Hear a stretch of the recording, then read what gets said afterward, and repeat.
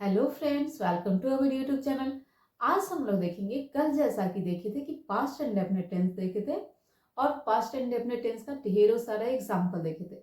आज हम लोग देखेंगे फ्यूचर इन डेफिनेट टेंस, जिसको कि सामान्य भविष्यकाल भी बोला जाता है। हिंदी में क्या है उसमें, जैसे अगर हम आम बोलचाल भाषा में बोले कि अगर हम फ्यूचर में कोई काम करेंगे, ठीक है, तो फ्यूचर में जैसे हम कल जाएंगे, हम खाएंगे, कुछ भी अगर हम बोले कि हम मंदिर जाएंगे, हम वहाँ जाएंगे, हम यहाँ जाएंगे, हम ये करेंगे वो करेंगे, तो सब क्या हो जाएगा, आपका फ्यूचर एंड डेफिनेट टेंस हो जाएगा।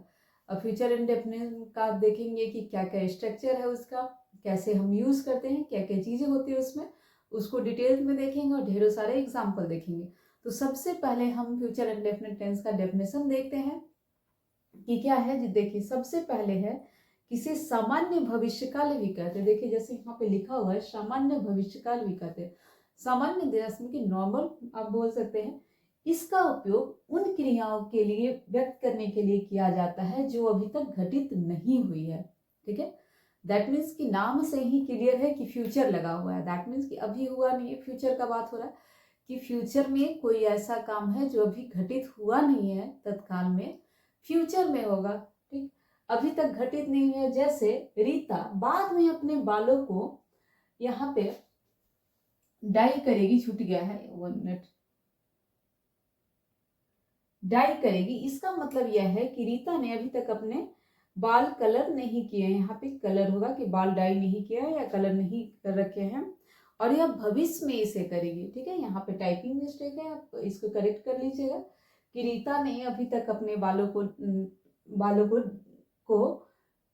रीता अपने बालों को डाई करेगी। इसका मतलब दैट मीन्स कि रीता अपने बालों को डाई करेगी। इसका मतलब क्या हुआ कि रीता ने अभी तक अपने बाल कलर डाई नहीं कर रखे हैं और यह भविष्य में इसे करेगी। ठीक है, अगर हम दूसरा सेंटेंस इसी तरह से कुछ ले कि हम कल मार्केट जाएंगे, दैट मीन्स कि अभी का हम बात नहीं कर रहे, अभी यह काम नहीं करेंगे, कल जाएंगे, कल करेंगे।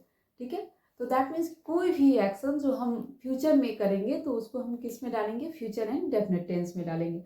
जैसे यहाँ पे देखिएगा, अब देखिए रूल वगैरह पहले बाद में देखेंगे, पहले हम डेफिनेशन दोनों देख लेते हैं कि क्या क्या है हिंदी में और इंग्लिश में। हिंदी में आप समझिए कि कोई भी घटना जिसे आप बाद में करते हैं, दैट इज द कॉल कि फ्यूचर के लिए आप फिक्स कर रहे कि हम करेंगे, तो फ्यूचर इंडेफिनिट में आएगा। अब देखिए इसे इट यूज टू एक्सप्रेस, एक बार इंग्लिश में भी देख लीजिएगा डेफिनेशन, और आप लोग को स्क्रीनशॉट लेना हो यहाँ पे तो ले लीजिएगा। Okay, now it is use to express all the action.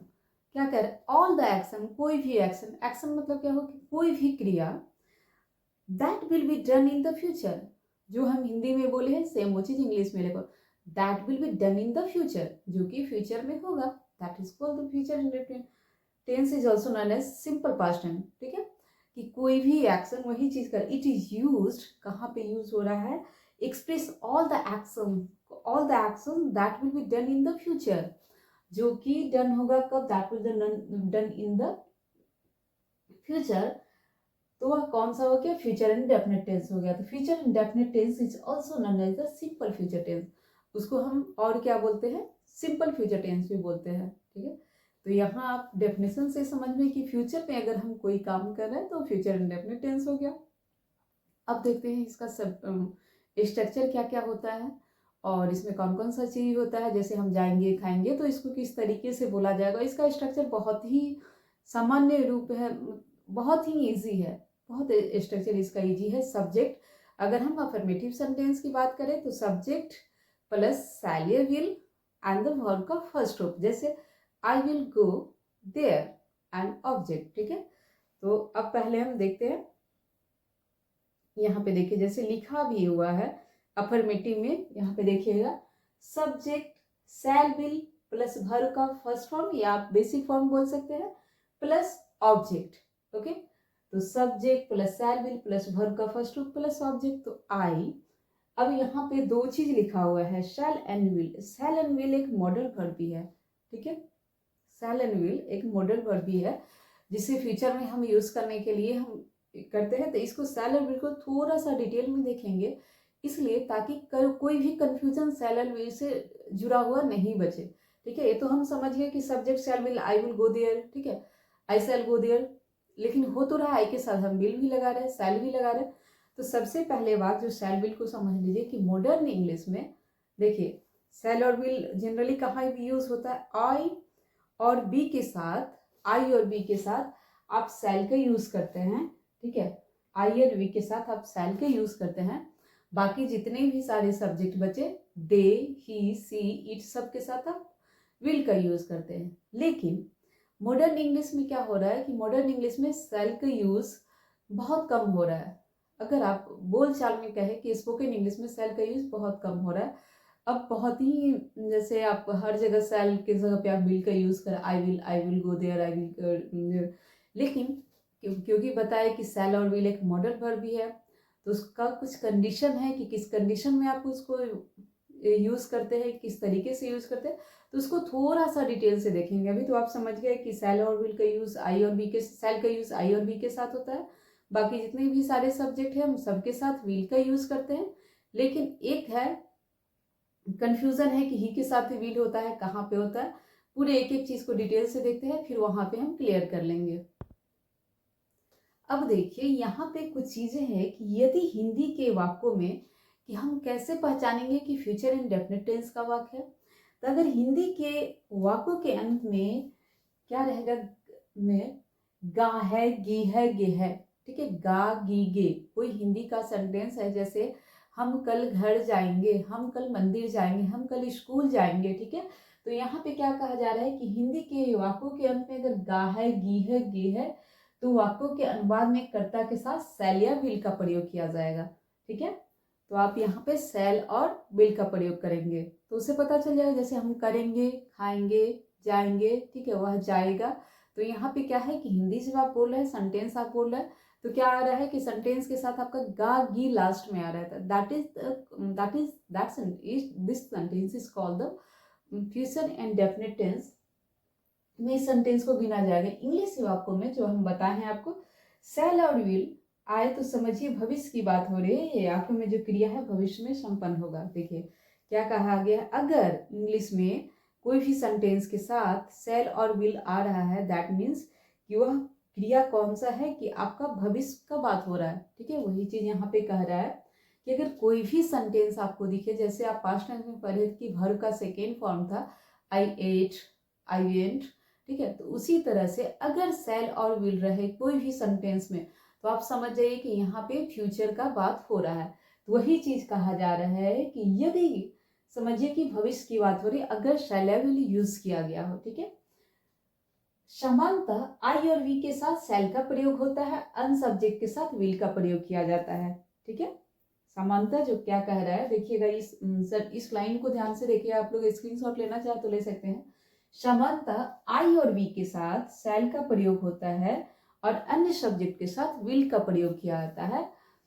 The next क्या है, इसका एग्जाम्पल देखेंगे कि आई शैल गो, ठीक है, I shall go, he will go, we shall go, you will go, ठीक है, आई शैल गो, आई के साथ हम क्या यूज किए, हम जाएंगे, वह जाएगा, हम लोग जाएंगे, ठीक है, तुम जाओगे, तो क्या होगा कि यू विल गो।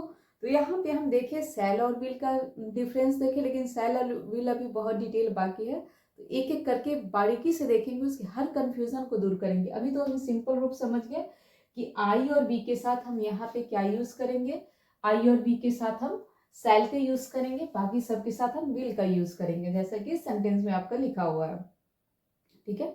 अब देखिए usages of will and shall in Hindi, इसको बहुत अच्छे से देखिएगा कि क्या है, विल और शैल दोनों मॉडल वर्ब हैं, बताए थे जैसा कि मॉडल वर्ब है, और जिनका उपयोग भविष्य के कार्यों के लिए या इरादों को व्यक्त करने के लिए, दैट मीन्स कि आपका इंटेंशन क्या है के लिए किया जाता है, ठीक है, कि इसका यूज जो है कहाँ पे, भविष्य में कोई काम आप करने वाले हैं, इरादा क्या है करने का, उसके लिए किया जाता है। विल का प्रयोग अधिक सामान्य है और सरल भविष्य के कार्यों को दर्शाता है, ठीक है, जैसा कि हम बोले कि विल का यूज सामान्य रूप से हम ज्यादा कर रहे हैं, शैल का यूज बोलचाल में बहुत कम कर रहे हैं, तो वही चीज यहाँ पे कहा जा रहा है कि विल का प्रयोग सामान्य और सरल भविष्य के कार्यों को दर्शाता है। दैट मीन्स की कार्य सामान्य है और सरल भी है, ठीक है, सामान्य दैट मीन्स कि कोई इसमें बहुत ज़्यादा विशेष बात नहीं है, नॉर्मल बात है, ठीक है। जबकि शैल का प्रचलन थोड़ा कम है और ज्यादातर औपचारिक दायित्व या दृश्य संकल्प के साथ किए। यहाँ पे देखिए कि प्रचलन थोड़ा सा शैल का कम है, बट कहाँ पे करते हैं, औपचारिक। दैट मीन्स कि फॉर्मल अगर हम बात करें कि आप अगर वैसे जगह पे, फॉर्मल जगह पे कहीं भी बात करें, दैट मीन्स कि आप अगर स्कूल में है, कॉलेज में है, या कोई औपचारिक बात कर रहे हैं, कोई दृढ़ या दायित्व का बात करें, कोई रिजोल्यूशन का बात करें, कोई संकल्प का बात करें, तब आप वहां पे क्या करिएगा, वहां पे शैल का प्रयोग किया जाता है, ठीक है। तो शैल का प्रचलन थोड़ा कम और ज्यादातर औपचारिक दायित्व और दृढ़ संकल्प के साथ किए जाने वाले भविष्य के कार्यों को दर्शाता है। अगर आप शैल का प्रयोग करते हैं, जैसे सैली को, दैट मीन्स कि आप निश्चित बोल रहे हैं कि हम जाएंगे, दैट मीन्स कि जब आपको ज्यादा शो करना हो कि हम करेंगे ही, खाएंगे ही, तो इस तरह के कंडीशन में शैल का यूज करते हैं, बट INV के साथ करते हैं। अब देखते हैं क्या क्या कंडीशन है, एक एक करके पहचानते हैं उसको, सेंटेंस को, हर एक चीज बहुत डिटेल से है इसमें दिया हुआ, डिटेल से देखिएगा। अब देखिए क्या लिखा हुआ है कि समकालीन अंग्रेजी में, दैट मीन्स कि मॉडर्न इंग्लिश में आपका विल और शैल के बीच का अंतर धुंधला हो गया है, कि कह रहा है कि मॉडर्न इंग्लिश में विल और शैल का डिफरेंसेस बहुत कम कर दिया गया है। विल का उपयोग विल का उपयोग अब ज्यादातर स्थितियों में किया जाता है, कि बहुत सारी कंडीशन में देखिएगा यहाँ पे लिखा हुआ है, ज्यादातर स्थितियों में किया जाता है, यहाँ तक कि सामान्य वाक्यों में भी लोग विल का ही यूज कर देते हैं और वी के साथ विल का ही प्रयोग करते हैं, ठीक है। आई और वी के साथ भी विल का ही प्रयोग कर देते हैं, जैसा कि हम बताया आई और वी के साथ शैल का यूज होता है। लेकिन बस एक साधारण भाषा में आप समझ लीजिए कि बोलचाल में, स्पोकन इंग्लिश में आप सबसे ज्यादा जो है आई के साथ भी, वी के साथ भी आप विल ही यूज करते हैं। कुछ वैसे जगह है, कुछ विशेष सेंटेंस है जहाँ पे आप शैल का यूज करते हैं, उस चीज का बस डिफरेंस समझ लेना है, बाकी उसमें कुछ शैल और विल में कुछ है नहीं। सेंटेंस आप ऑलरेडी समझ गए हैं कि सेंटेंस क्या है, कि कोई भी फ्यूचर में इंटेंशन हो, कार्य हो, इरादा हो, तो वहां पे हम शैल विल का यूज करेंगे, उसके साथ वर्ब का फर्स्ट रूप है, ठीक है। अब देखिए नेक्स्ट है आपका, नेक्स्ट आ गया आपका, अब देखिए यदि आपको शैल और विल के प्रयोग में कंफ्यूजन है तो शॉर्ट फॉर्म का प्रयोग कर सकते हैं, ठीक है। शॉर्ट फॉर्म आप देख सकते हैं कि क्या क्या होता है। जैसे आप देखे होंगे कि डू नॉट को कैसे लिखा जाता है, डू नॉट को आप इस तरीके से लिख देते हैं, डोंट। डू नॉट को शॉर्ट में आप लिखते हैं ना, डोंट। इसी तरह से आई विल को, आई शैल को किस तरह से यहाँ लिखा जाए, देखिएगा ध्यान से, यहाँ पे शैल का एस हटा दिया गया है, ठीक है, एस हटा दिया गया है, ओनली डबल एल है। उसी तरह से ही के साथ विल लगा हुआ है, तो यहाँ पे डबल एल है, WI यहाँ पे हटा दिया गया है। इसकी शॉर्ट फॉर्म, दैट मीन्स कि शॉर्ट फॉर्म में जब हम लिखते हैं तो किस तरीके से लिखा जाता है, इसको देखिएगा तो इस तरह से लिखा हुआ कहीं मिले, आई शैल को इस तरीके से, तो आप समझिएगा दैट मीन्स की फ्यूचर का बात हो रहा है। वैसे ही बी के साथ भी लिखा हुआ है, यहाँ पे देखिएगा बी, यू सब के साथ उसी तरह से, दैट मीन्स की विल और शैल का यहाँ पे शॉर्ट फॉर्म क्या हो गया, कि विल को हम इस तरीके से लिख सकते हैं, ओनली इस तरीके से, एंड शैल को भी इस तरीके से। आपको ध्यान में रखना है, ओनली डबल एल आपको लिखना है, और एस एच शैल का एस एच को हटा देना है, WI विल का आपको WI को हटा देना है, ठीक है। That's clear. फिर से हम एक बार बोल देते हैं कि इसका शॉर्ट फॉर्म विल का क्या होगा, ओनली डबल एल होगा, WI आप वहां पे हटा देंगे, जैसे डू नॉट में आप यहाँ पे डू नॉट के जगह पे NO को हटाते हैं, उसी तरह से शॉर्ट में जब आप लिखेंगे तो WI को हटाएंगे, और क्या हटाएंगे, शैल में, विल में WI को हटाएंगे और शैल में SH को हटा देंगे। That's clear. अब आते हैं, कह रहा है कि ध्यान दे, कई वाक्यों में जानबूझकर शैल और विल का उपयोग करना पड़ता है ताकि सुनने वाले को बातों का सही तात्पर्य का पता चले। देखिए जैसे बताए थे ना कि आपको शैल विल में थोड़ा सा डिफरेंस है, जैसे ही बारीकी को हम समझेंगे ना कि शैल विल का यूज हम कहाँ कहाँ अगर हम सही वे में करें तो कैसे करेंगे, यही चीज कह रहा है कि आपको बोलना पड़ता है शैल आई के साथ, वी के साथ, किस कंडीशन में, ही के साथ आप शैल का यूज करते हैं, कहाँ पे, किस कंडीशन में, उसको देखने के लिए। तो वही चीज कह रहा है कि आपको बोलना पड़ता है, किस लिए, ताकि उस सेंटेंस के बारीकी को समझे, ठीक है, उस कंडीशन में यूज किया जाता है। देखिए अब क्या है, अब एक एक करके जब देखेंगे ना तब जाके आपका क्लियर होगा कि किस तरीके से किया हुआ है। पहले एक एक करके पहले समझ लेते हैं आराम से, फिर देखते हैं, ठीक है। Meaning of shall and will in Hindi की मीनिंग क्या क्या है, शैल एंड विल का हिंदी में, तो शैल और विल दोनों सहायक क्रिया है, ठीक है। दैट मीन्स ये तो आप जान गए कि हेल्पिंग वर्ब है, मॉडल वर्ब है। यहाँ पे इन्हें भविष्य काल सूचक शब्द भी कहा जाता है, ठीक है। जैसे ही स्टार्टिंग में हम क्लास जैसे ही स्टार्ट किए थे, सबसे पहले क्या बताए थे कि शैल और विल जैसे ही आ जाए आप समझ जाइए कि भविष्य में बात हो रहा है, दैट मीन्स कि फ्यूचर में आप बात करें किसी चीज की। तो वही कह रहा है भविष्य काल सूचक है जिनका अर्थ है वाक्यों में उल्लिखित कार्य कब होगा या फ्यूचर में होगा, ठीक है। हिंदी वाक्यों में शैल विल के लिए निम्नलिखित भावों का प्रयोग हो सकता है, ठीक।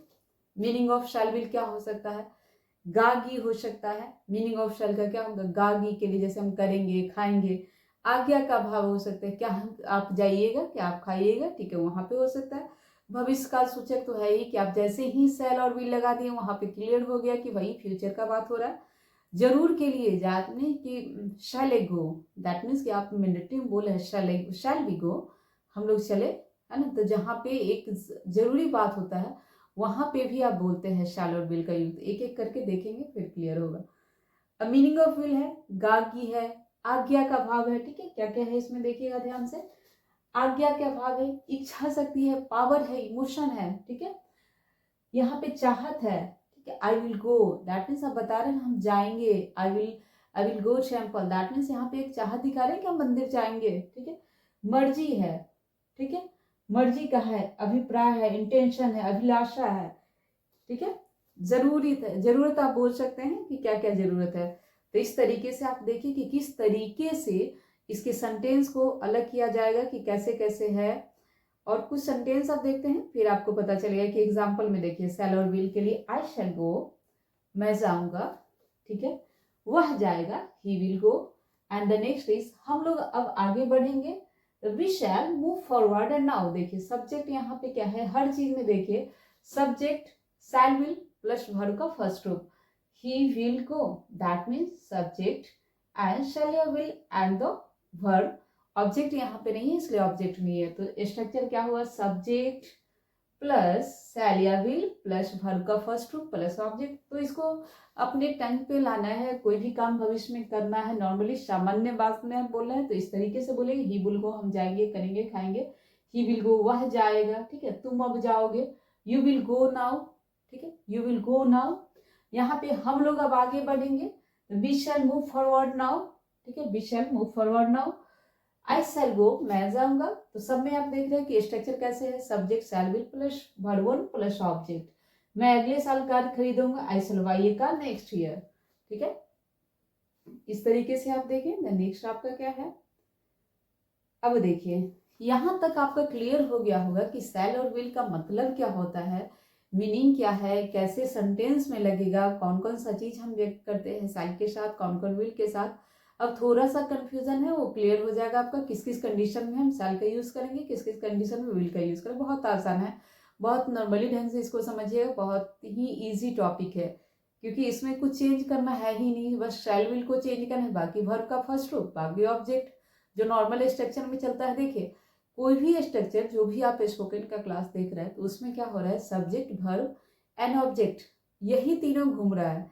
घूम क्या रहा है कि वर्ब में हो सकता है कुछ चेंज आ जाते हैं, किसी में फर्स्ट फॉर्म है, किसी में सेकेंड फॉर्म है, किसी में थर्ड, किसी में फोर, किसी में फाइव आ जा रहा है, ठीक है। तो इसी चीज को बस समझना है। तो कोई भी स्ट्रक्चर किस तरीके से स्ट्रक्चर बनाया गया बस उसी पे ध्यान दे देना है केवल। अच्छा फ्यूचर के लिए बोलना है तो सामान्य भाषा में बोलना है, सामान्य में करूंगा, खाऊंगा, ठीक है, किस तरीके से बोलना है, उसका structure subject and the shell will plus verb का फर्स्ट रूप प्लस ऑब्जेक्ट, इस तरीके से समझना है, नॉर्मल वे में समझना है। एंड देखिए कर्ता के साथ शैल और विल का प्रयोग किस किस तरीके से सब्जेक्ट के साथ किया जाता है। तो शैल का प्रयोग आई और वी के साथ तो किया जाता है, अन्य सब्जेक्ट के साथ विल का प्रयोग है। लेकिन इसमें क्या है, एक अपवाद है, ठीक है। अपवाद दैट मीन्स कि एक अलग है, उसको देखिए क्या क्या है। इस चीज को बहुत ध्यान से देखिएगा, नहीं तो आप कहीं भी पढ़िएगा कि आई के साथ तो हम शैल पढ़े थे, ठीक है, आई के साथ तो हम शैल विल दोनों पढ़े थे, लेकिन ही के साथ शैल नहीं पढ़े थे, यू के साथ शैल नहीं पढ़े थे। इस चीज का कंफ्यूजन क्लियर कीजिए क्योंकि बार बार आप जब कोई रिटन फॉर्मेट में कोई बुक पढ़िएगा कोई अच्छे राइटर का तो बार बार वो इस चीज को यूज करते हैं, ठीक है। यदि वाक्यों में दृढ़ इच्छा हो, दृढ़ इच्छा दैट इमोशन हाई हो, इमोशन हाई बोल सकते हैं आप, रिजोल्यूशन की बात हो, इमोशन हाई हो, आज्ञा हो, संकल्प हो, कोई वादा हो, कोई प्रॉमिस हो, कोई एक हो ना, एक स्ट्रांग बात हो, स्ट्रांग इमोशन जिसको बोल सकते हैं, तो वो दिखाना हो तो यह प्रक्रिया उल्टा हो जाएगा। उल्टा क्या हो जाएगा? तो ऐसे वाक्यों में आई और बी के साथ विल तथा बाकी सभी कर्ता के साथ शैल का प्रयोग हुआ। तो आई के साथ आप पढ़े हैं कि शैल का यूज होता है, तो उसके साथ विल हो जाएगा और बाकी विल वाले के साथ शैल का यूज हो जाएगा। बचा कौन? ही के साथ शैल यूज हो जाएगा, आई के साथ विल हो गया, ही के साथ शैल हो गया। जैसे हिंदी में पहले सेंटेंस समझिए कि अगर आप बहुत दृढ़ इच्छा के साथ कोई चीज बोलते हैं, एक वादा के साथ बोलते हैं, एक वचन के साथ बोलते हैं, इमोशन जिसमें आपका हाई रहता है, तो वैसे कंडीशन में ही के साथ हम शैल का यूज करते हैं। और बहुत रेयर केस में किया जाता है, ऐसे नॉर्मली बोलचाल में आप इसमें भी आप विल का ही यूज करते हैं। लेकिन अगर आप फॉर्मल में अगर आप लिखने की बात करते हैं तो वहां पे इस कंडीशन में यूज किया जाता है, तो इस चीज को जानना जरूरी है। अब देखिए, वह जरूर बदला लेगा, ठीक है। तो ही शैल एवेंस, ही शैल एवेंस, यहाँ पे हम ही के साथ क्या यूज कर दिए? शैल। ही शैल एवेंस। मैं तुम्हें मार के ही रहूंगा, आई विल किल यू, ठीक है। मैं तुम्हें मार के ही रहूंगा तो क्या हो गया? आई विल किल यू, ठीक है। यहाँ पे आप देख रहे हैं कि इमोशन एक हाई दिखा रहा है, दैट मीन वह उसी से शादी करेगा। ही शैल मैरी हर, दैट मीन्स कि उसका इमोशन वहां पे क्या है? हाई है, एक दृढ़ निश्चय है कि वह उसी से शादी करेगा। इस कंडीशन में हम क्या किए? यहाँ पे ही के साथ शैल का यूज कर दिए, ठीक है। तो कहीं पे अगर कोई देखिए, तो अभी हम थोड़ा देर पहले एक सेंटेंस बोले थे कि कोई भी सेंटेंस में शैल और विल का यूज इसलिए किया जाता है ताकि जो अगला जो आपका सेंटेंस सुन रहा है या आप कहीं पे लिख रहा है, तो जो पढ़ रहा है वो समझ जाए कि इंटेंशन आपका क्या है। अगर आप ही के साथ शैल का यूज करते हैं तो दैट मीन्स कि जो जिनको शैल और विल का डिटेल पता है वो समझ जाएंगे, अच्छा इसका ये बात फिक्स के तौर पे है, ठीक है। जैसे ही शैल मैरी हर, ठीक है। आप इस सेंटेंस को अगर बोलते हैं तो अगला हम ये समझ जाते हैं, अच्छा दैट मीन्स कि यह सेंटेंस है जो बोला जा रहा है यह फिक्स है, ऐसा होगा, ठीक है। मैं तुम्हें मार के ही शैल एवेंस, वह जरूर बदला लेगा, ठीक है। तो ही शैल एवेंस बोलिए, वैसे ही आप वह अगला आदमी समझ, अच्छा ये बदला लेगा ही लेगा, ठीक है। दैट मीन्स इसका फिक्स है, ऐसा उसका दृढ़ निश्चय है। तो आप देख लिए कि उल्टा कर देना है, बस अपवाद है कि आई के साथ अभी के साथ विल का यूज कर दीजिएगा, बाकी जितने भी सब्जेक्ट है उसके साथ शैल का यूज करिए। दे, ही, यू, तो कभी ऐसा हो कि यू के साथ कोई शैल बोल रहा है तो आप उसको गलत नहीं ठहराइएगा, आप वहां से फिर समझ जाइएगा कि यह दृढ़ निश्चय की बात हो रही है, कोई ऐसे कंडीशन की बात हो रही है जहां पे रिजोल्यूशन की बात हो रही है, ठीक है। That's clear, okay. अब देखते हैं, अब देख लिए कि फर्स्ट पर्सन आई के साथ सिंगुलर के साथ शैल का यूज तो बता ही चुके हैं। फिर से एक बार लिखा हुआ है, देख लीजिए। शैल का यूज होता है, बी के साथ शैल का यूज होता है, सेकेंड पर्सन यू के साथ विल का यूज होता है, यू के साथ विल का यूज होता है, क्योंकि आप जब में है सिंगुलर भी है यू, प्लूरल भी है, दोनों के साथ एक ही कंडीशन विल ही यूज होता है।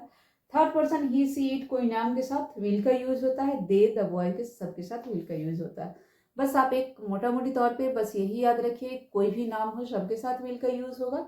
अगर अगर यहाँ पे यू के साथ आई और वी को याद रखिएगा शैल के साथ, बाकी रियर कंडीशन आपको बता दिए, वैसा कुछ कंडीशन उल्टा होता है तब आप ही से दे के साथ शैल का यूज करिएगा, जो बहुत कम यूज होता है बोलचाल में। आप सबसे ज्यादा यूज करते हैं सब सब्जेक्ट के साथ, आप विल का भी यूज करते हैं। बहुत सारे आप बुक में भी ऐसा देखेंगे कि केवल विल के साथ ही स्ट्रक्चर बना दिया जाता है, लेकिन जब आप ग्रामेटिकली लिखने की बात करते हैं तो वहाँ आई और बी के साथ शैल का यूज होता है, ठीक। किस कंडीशन में होता है वो आप हमेशा ध्यान में रखिएगा। अब देखिए uses of shell in Hindi, एक एक करके फिर थोड़ा सा डिटेल है उसको एक बार देख लेते हैं। एंड द नेक्स्ट इज, अब देखिए usages of shell in Hindi, नीचे शैल के प्रयोग के 3 मुख्य नियम बताए गए हैं।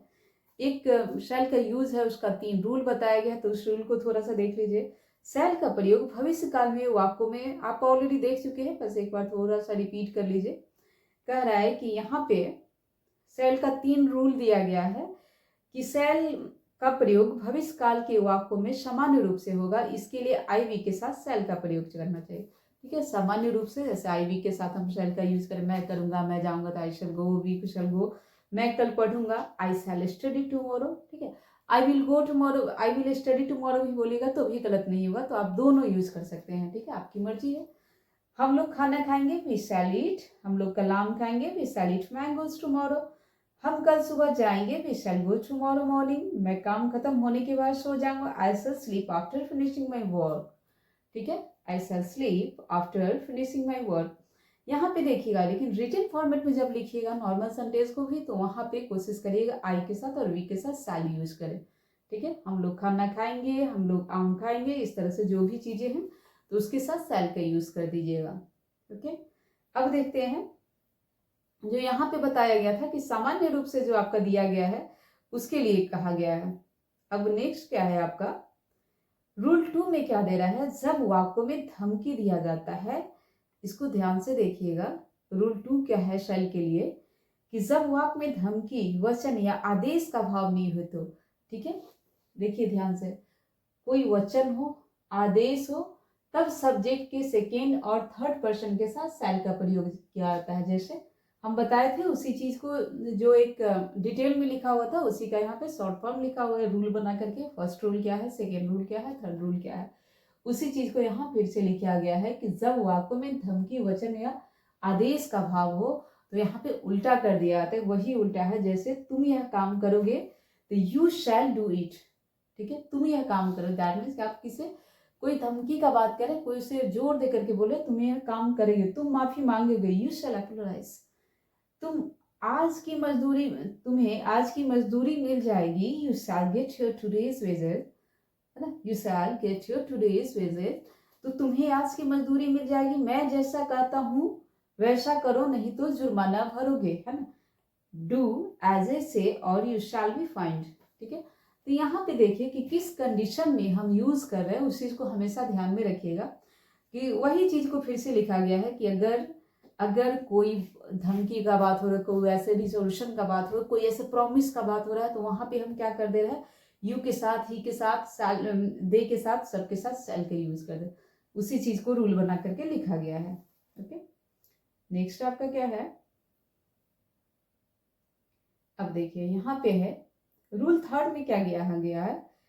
रूल 3 में हम लोग बहुत ज्यादा बोलचाल में भी इसको यूज करते हैं, इसको बहुत ध्यान से सुनिएगा, क्योंकि इससे पहले जो रूल 2 था उसको तो कम यूज करते हैं, लेकिन इस रूल को हम लोग बहुत ज्यादा यूज करते हैं। इस चीज को बहुत ध्यान से देखिए। अब देखिए यहाँ पे क्या है कि वाक्य में किसी प्रकार का ऑफर या सुझाव दिया जा रहा हो तो शैल का प्रयोग करेंगे। इस चीज को बहुत ध्यान से देखिए। जैसे आई के साथ, है ना, आई के साथ और वी के साथ हम बोले कि विल का भी यूज करेंगे, लेकिन जब आप ऑफर कर रहे हैं किसी को या फिर सुझाव दे रहे हैं, तो वहां पे दैट मीन्स कि किसी को सजेशन दे रहे हैं, सुझाव दे रहे हैं, तो वहां पे आप शैल का यूज करेंगे। देखिए जैसे यहाँ पे, क्या मैं आपके लिए दरवाजा खोल दूं, shall I open the gate for you, shall I open the gate for you. यहाँ पे आप क्या कर रहे हैं कि आप काम करने का उसको आप खुद काम करें, उसको ऑफर करें कि मैं यह कर दूं, तो shall I open the gate for you, क्या मैं आपके लिए दरवाजा खोल दूं। ठीक है, कंपनी सभी उत्पाद के लिए वारंटी देगी, तो क्या है, the company shall provide a warranty for all. ठीक है, यहाँ पे क्या है कि आपका क्या कर रहा है कि एक वारंटी दे रहा है, दैट मीन्स एक सुझाव के रूप में दे रहा है या फिर ऑफर के रूप में आपको दे रहा है कि ऐसा होगा तो ऐसा आप करेंगे। ठीक है, ऑफर दिया जाएगा, the company shall provide a warranty for all. तो यहाँ पे आई और वी के साथ हम क्या यूज करेंगे, शैल का यूज करेंगे। द कंपनी के साथ भी हम शैल का यूज किए। अब है आयोजन करता रद्द हुए शो को पैसा वापस देंगे तो ऑर्गेनाइजर। देखिए यहाँ पे आयोजनकर्ता के लिए भी शैल का यूज किया गया है, तो इस चीज को हमेशा ध्यान में रखिएगा।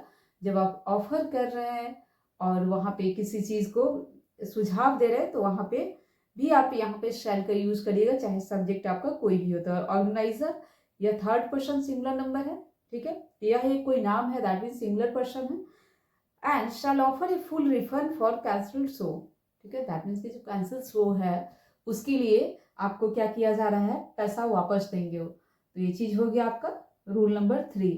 तो इसको इस तरीके से नहीं समझ के इस तरीके से भी आप समझ सकते हैं, जैसे इसको एक लाइन में, जो एक पैराग्राफ में आपको समझाया गया था, उसी को रूल 1 रूल 2 करके बता दिया गया है कि कोई दृढ़ निश्चय हो, वचन हो, रिजोल्यूशन हो, कोई ऑफर करे, सुझाव करे, तो वहां पे अपोजिट कर दीजिए आप। ठीक है, आज के लिए अब क्या है, use of will in Hindi. Will का यूज कहाँ कहाँ करते हैं, तो नीचे विल के प्रयोग के 4 मुख्य नियम बताए गए, इन्हें ध्यान से पढ़िए। 4 फिर जो हम पढ़े हुए ना उसी को रूल 1 रूल 2 करके बता दिया गया है, तो उस चीज को ध्यान से देखिएगा, फिर आपका क्लियर हो जाएगा। अब देखिए नीचे अब देखिए सामान्य भविष्य काल में विल का प्रयोग किया जाता है, तो हम जान ही रहे हैं कि शैल और विल का यूज सामान्य भविष्य काल में। देखिए क्लास थोड़ा सा लंबा जा रहा है, लेकिन क्योंकि मॉडल वर्ब भी है शैल और विल, तो इसको डिटेल में ही देखिए, वो अच्छा रहेगा, क्योंकि कोई कंफ्यूजन नहीं रहे कहाँ पे क्या यूज होगा। तो वाक्य के लिए भी विल का प्रयोग किया जाता है। तुम कल मिर्जापुर जाओगे, ठीक है, you will go to Mirzapur tomorrow, ठीक है, मेरा भाई आज आएगा, my brother will come today, ठीक है। तो क्या है कि सामान्य भविष्य काल में, तो नॉर्मल वे में जो आप यूज करते हैं विल का, माई brother will come today, he will be angry with me, वह मुझे बचाएगी, सी विल सेव मी, लड़के लोग खेल लेंगे, द बॉयज विल प्ले। यहाँ पे क्या है कि सब में एक सामान्य बात हो रहा है, नॉर्मल सा बात हो रहा है किसी चीज का, तो हम जो सब्जेक्ट के अकॉर्डिंग जो विल लगता था वो हम लगा दिए। ही के साथ आप जान रहे थे लगता है, सी के साथ लगता है, कोई नाम है उसके साथ लगता है, तो सब के साथ हम क्या यूज कर दिए, विल का यूज कर दिए, ठीक है। फिर से you will go to Mirzapur tomorrow, ठीक। तो यहाँ पे यू एक क्या है कि सामान्य तरह से होगा कि तुम कल जाओगे, तुम कल खाओगे, ठीक है, वह कल जाएगा, वह कल नहीं जाएगा, ठीक है। इस कंडीशन में हम क्या कर देंगे, विल का यूज कर देंगे, ओके। अब देखिए रूल 2 क्या है कि प्रतिज्ञा, दृढ़ निश्चय या धमकी के लिए आई वी के साथ विल का प्रयोग किया जाता है। बोले थे ना, जब वही चीज को फिर से बताया गया है, जब उल्टा आप करते हैं ना किसी चीज को, तो उल्टा करते हैं तो वहां पे विल का यूज किया जाता है। रूल 10 में यही कहा जा रहा है। देखिए जैसे यहाँ पे दे रहा है कि एक तो आप सीखे कि विल का यूज आप बोलचाल में सबके साथ करिएगा, आई के साथ भी, वी के साथ भी, ठीक है। लेकिन एक जब दृढ़ निश्चय का बात हो, वैसे कंडीशन में धमकी का बात हो, ठीक है, तो वहां पे आई और वी के साथ विल का यूज जरूर करिएगा। वही चीज यहाँ पे बताया गया है। जैसे देखिए यहाँ पे दिया गया है कि मैं जरूर आईएएस अधिकारी बनूंगा। यहाँ पे देखिए मैं जरूर आईएएस अधिकारी बनूंगा, I will become an IAS officer, ठीक है। यहाँ पे क्या कर रहा है कि एक दृढ़ निश्चय का बात हो रहा है ना, तो वहां पे दृढ़ निश्चय का बात हो रहा था, तो वहां पे आप सेल में भी देखे थे कि वह विपरीत हो गया था। जहाँ पे विल का यूज हो रहा था वहां आप सेल का यूज कर दे रहे थे, यू के साथ सेल का यूज करे, तो उसी तरह से जहाँ पे सेल का यूज होता है, जब दृढ़ निश्चय का बात हो तो वहां पे आप विल का यूज कर दीजिएगा। जैसे मैं अधिकारी बनूंगा, आप एक वचन का बात करें कि करूंगा ही खाऊंगी, एक दृढ़ निश्चय का बात है ना यहाँ पे, I will become an IAS officer, मैं उसी से शादी करूंगा, वरना मैं जिंदगी में कभी शादी नहीं करूंगा, ठीक है। I will marry her, otherwise I will not marry for the rest of my life, ठीक है। I will marry her, otherwise I will not marry for the rest of my life. तो यहाँ पे क्या कह रहा है कि एक वचन का बात हो रहा है, एक दृढ़ निश्चय का यहाँ भी बात हो रहा है, एक प्रॉमिस का बात हो रहा है। तो यहाँ पे भी हो गया आई के साथ विल का, ओके। हम लोग जरूर आपकी मदद करेंगे, वी विल हेल्प यू। यहाँ पे एक वचन का बात हो रहा है, एक वादा का बात हो रहा है, प्रॉमिस का बात हो रहा है कि हम जरूर आपकी मदद करेंगे, तो we will help you, okay, we will help you. तो यहाँ पे आप देख लिए वी विल हेल्प यू, हम लोग इसे किसी तरह कर ही लेंगे, ठीक है, कर ही लेंगे, तो we will do it anyway, we will do it anyway, that means कि यह एक ऐसी बातें हो रही है कि हम लोग कर ही लेंगे, खा ही लेंगे, we will do it anyway, okay, that's clear. आप देख लिए कि रूल 1 रूल 2 उसी में जो सेल का था उसी तरह से, जहाँ पे हम सेल में दृढ़ निश्चय की जगह पे विल का यूज कर रहे थे, उसी तरह से सेल का यूज आई वी के साथ होता है। तो यहाँ पे दृढ़ निश्चय प्रॉमिस का हम बात करेंगे, तो उस कंडीशन में आई और वी के साथ विल का यूज कर देंगे, ओके। द नेक्स्ट आपका क्या है रूल 3 में, क्या आपने एवेंजर फिल्म देखी है, उसमें धनुष का जो आई एम इनविटेबल है, इनविटेबल का अर्थ होता है जिसे टाला नहीं जाए, ऐसा काम जिसे आप टाल नहीं सकते हैं, ठीक है, उसे इनविटेबल बोला जाता है। यदि आपको में इस प्रकार का भाव आ जाए, जैसे कोई ऐसा चीज आ जाए वाक्य में जिसे आप टाल नहीं सकते हैं, या फिर आप ऐसा कुछ सेंटेंस बोलते हैं जिसे टाला नहीं जा सकता है, तो उस कंडीशन में भी विल का उपयोग करते हैं। अब देखिए जैसे क्या है, हर कोई एक दिन मरेगा, ठीक है, उस कंडीशन में भी क्या कहा जा रहा है कि आप विल का यूज करते हैं जिस कंडीशन में इनविटेबल, जिससे टाला नहीं जा सकता है, वैसे कुछ सेंटेंस, वैसे कुछ वाक्य का बात हो, वहां पे हम यूज करेंगे। जैसे हर कोई एक दिन मरेगा, everyone will die one day, everyone will die one day. अब आप यहाँ पे देखिए, यहाँ पे प्रत्येक लोग क्या होंगे, एक दिन मरेंगे, तो उसमें हो गया। उसी तरह से नेक्स्ट है, दुर्घटनाएं तो होंगी ही, ठीक है, दैट मीन कि दुर्घटनाएं तो होंगी ही। यहाँ पे क्या है कि यह एक ऐसा बात हो रहा है कि यह इनविटेबल है, जिसे टाला नहीं जा सकता है। ठीक है, दुर्घटनाएं तो होंगी ही, एक्सीडेंट्स विल हैपन, तो वहां पे उस कंडीशन में हम विल का यूज करते हैं, accident will happen. The next है, मर्द हमेशा मर्द ही रहेंगे, man will be man. Okay, अब देखिए रूल 4 में क्या कह रहा है, जिस वाक्य में निमंत्रण या आग्रह का बोध हो उसमें विल का प्रयोग किया जाता है। ठीक है, यहाँ पे शैल विल आ रहा है, इसलिए हम मॉडल की तरह इसको डिटेल से भी बता दे रहे हैं, इसलिए आपको अलग से मॉडल पढ़ने का शैल विल का जरूरत नहीं है। अगर आप लेक्चर देख रहे हैं तो यहाँ पे आपका वो भी चीज क्लियर हो जाएगा।